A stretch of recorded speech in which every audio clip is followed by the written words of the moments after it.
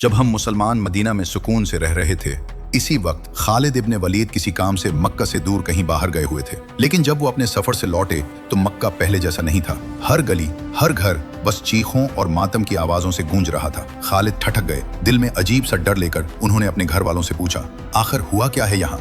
जो जवाब मिला उसने सब कुछ बदल दिया। तुम्हारे जाने के बाद मक्का और मदीना के दरमियान एक भयानक जंग हुई, जंग बदर। और उस जंग में हमारे सरदार, हमारे अपने, यहाँ तक कि तुम्हारे 25 रिश्तेदार मार दिए गए। और फिर वो बात जिसने आग को और भड़का दिया, मुसलमानों ने तुम्हारे बड़े भाई को भी कैद कर लिया है। बस ये सुनते ही खालिद की आंखों में खून उतर आया। वो सीधा पहुंचे अबू सुफियान के पास, जहां मक्का के सारे सरदार इकट्ठा थे। वहीं सबने मिलकर कसम खाई, इसका बदला लिया जाएगा हर हाल में।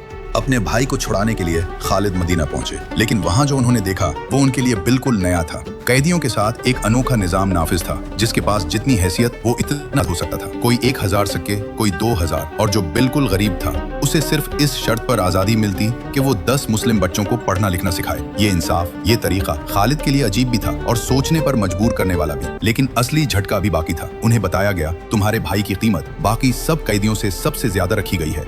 4000 सोने के सिक्के, एक ऐसी रकम जो आज के वक्त में करोड़ों के बराबर बैठती है। वहां मौजूद हर शख्स के लिए ये चौंकाने वाली बात थी, लेकिन खालिद के लिए ये सिर्फ एक कीमत थी, अपने भाई के लिए। उन्होंने बगैर एक पुल गिनवाए पूरा पैसा अदा किया और अपने भाई को लेकर मक्का की तरफ रवाना हो। खालिद के दिल में एक ही ख्याल था, जब मैं मक्का पहुंचूंगा लोग मेरा जबरदस्त इस्तकबाल करेंगे। लेकिन किस्मत को कुछ और ही मंजूर था। रास्ते में एक रात उन्होंने डेरा डाला और अगली सुबह जब नींद खुली तो उनका दिल जैसे रुक गया। उनके भाई का बिस्तर खाली था और इसी बिस्तर पर पड़ा था एक खत। खालिद ने कांपते हाथों से वो खत खोला और जो लिखा था उसने सब कुछ बदल दिया। खालिद, मैं तुम्हें बताए बगैर इस्लाम कबूल करके वापस मदीना चला गया हूँ, क्योंकि मैंने अपनी पूरी जिंदगी में मोहम्मद साहब जैसा इंसान कभी नहीं देखा। मैंने पहले इसलिए इस्लाम कबूल नहीं किया ताकि लोग ये न समझें कि मैंने कैद के डर से ये फैसला लिया। लेकिन अब जब मैं आजाद हूँ, मैं अपनी मर्जी से एक सच्चे दिल के साथ इस्लाम कबूल कर रहा हूँ। ये खत पढ़ने के बाद एक भाई इस्लाम की रोशनी में आ चुका था, लेकिन दूसरा खालिद इब्न वलीद उसके दिल में अभी भी जल रही थी, अपने खानदान के खून का बदला लेने की आग। और यहीं से शुरू होती है एक ऐसी कहानी जहाँ नफरत आहिस्ता आहिस्ता हिदायत में बदलती है।